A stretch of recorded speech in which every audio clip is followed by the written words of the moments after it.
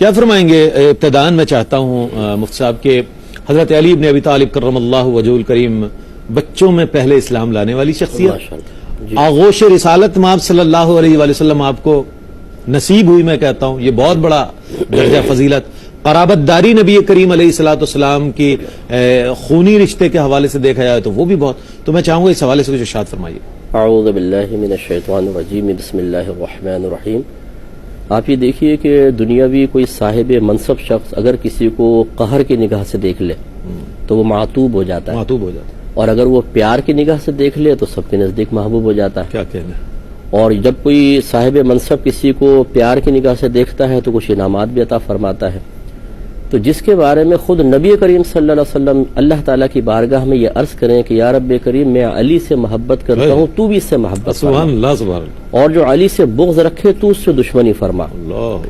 یہ اصول بھی یاد رکھیے گا کہ جب نبی کی زبان پر کوئی دعا جاری ہو جائے تو ضرور قبول ہوگی، اللہ، اگر قبول نہ ہونی ہوتی تو اللہ تعالیٰ دعا سے پہلے ہی روک دیتا ہے،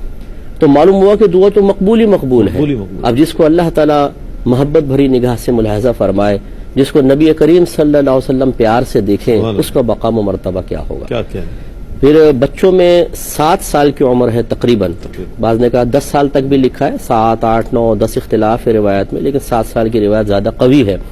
سرکار نے ترغیب اسلام دی ہے، رشتہ داروں کو جمع کیا ہوا ہے، بڑے بڑے خاموش ہیں، حضرت علی کھڑے ہو جاتے ہیں، سرکار فرماتے ہیں آپ چھوٹے ہیں ذرا بیٹھے، دوبارہ ترغیب دی، پھر خاموشی ہے، پھر کھڑے ہو گئے، پھر بٹھایا، تیسری مرتبہ جب ایسا ہی ہوا سرکار نے فرمایا آگے آئیے اور بیعت فرمائی۔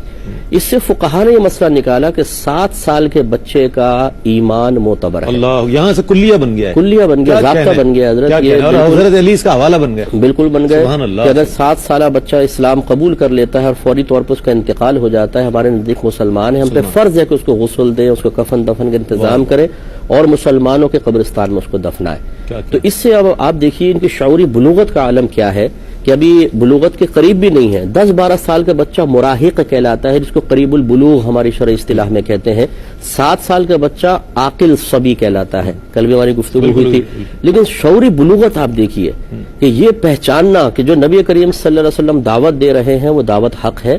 اور بڑے بڑے بیٹھے ہوئے ہیں، اکثر ایسے ہوتا ہے خاندان کے بچے اپنے بڑوں کو دیکھ کر کوئی فیصلہ کرتے ہیں، بالکل ہم لوگ تو کھانے کی طرف ہاتھ بھی بڑھاتے ہیں تو پہلے بڑوں کو دیکھا کرتے تھے کہ وہ ہاتھ بڑھا رہے ہیں کہ نہیں بڑھا رہے ہیں، اب بڑے دیکھتے ہیں بچوں کی طرف۔ تو حضرت علی نے جو کیا یہ معلوم ہوتا ہے کہ اللہ نے بڑی ذہانت فطانت سے نوازا ہے، اور پھر یہ جو قرب ہے کہ سب کی نسلیں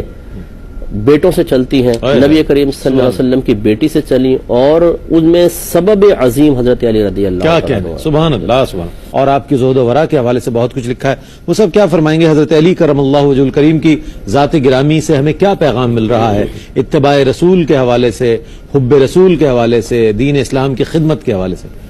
جی ہاں بالکل، یہ 3 ہی جو آپ نے بنیادی چیزیں کہی ہیں بہت ہی امپورٹنٹ ہیں کہ ہم اپنے بچوں کو اپنے بزرگوں کے یہ واقعات سنائیں اور ان سے پھر مثبت نتائج مرتب کر کے ان کے ذہنوں میں ڈالیں۔ سبحان اللہ۔ تو یہ بالکل حضرت علی رضی اللہ تعالیٰ عنہ 7 سال کی عمر میں کس قدر بڑا قدم اٹھاتے ہیں، آپ اسے اندازہ کریں۔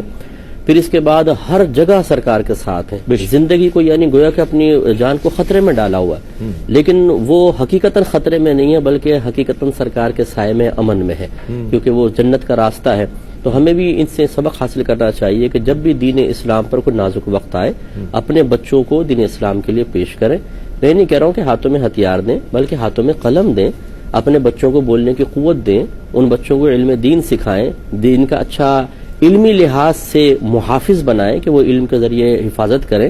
سوشل میڈیا پر بھی آپ دیکھیں بہت سے ہمارے نوجوانوں کی ضرورت ہے کہ اسلام پر حملے ہوتے رہتے ہیں، تو ان کا دفاع کرنے کے لیے ایسے لوگ درکار ہمیشہ رہیں گے۔ تو اس طریقے سے حضرت علی رضی اللہ تعالیٰ عنہ کی اگر سیرت پاک کے مختلف پہلوؤں کو اپنے لیے مشعل راہ اور رول ماڈل بنا لیا جائے تو انشاءاللہ کچھ عرصے میں ہماری شخصیت بھی نکھر کے سامنے آئے گی۔